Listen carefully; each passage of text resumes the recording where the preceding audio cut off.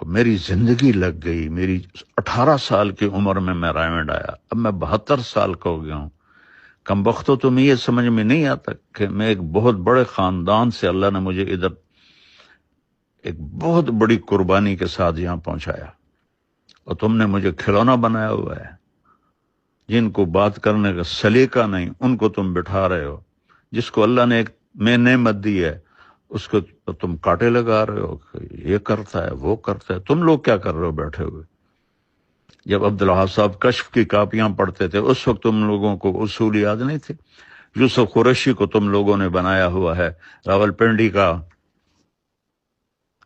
فیصل وہ تو مولوی صاحب کا ساتھی ہے۔ یہ صرف میرے لیے سب کچھ ہے۔ میں تو چپ کر کے ایک طرف ہو کے بیٹھ جاؤں گا، مقامی سے روزہ لگاؤں گا، شب جمعہ میں جاؤں گا، گشت کروں گا، کوئی تبلیغ تو نہیں چھوڑنی میں نے مرتے دم تک۔ تمہیں شرم دلا رہا ہوں اور تمہارے ساتھیوں کو شرم دلا رہا ہوں کہ اللہ سے ڈرو، اللہ سے ڈرو، اللہ سے ڈرو۔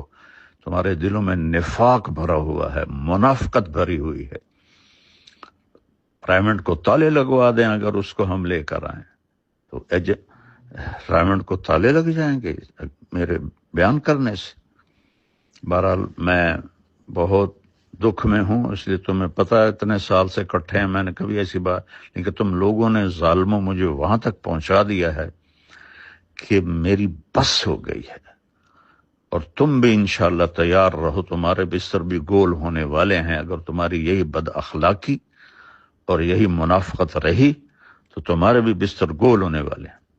مولوی بٹلہ صاحب امیر ہیں، کس نے ان کو امیر بنایا ہے؟ کس کے سامنے یہ فیصلہ ہوا ہے؟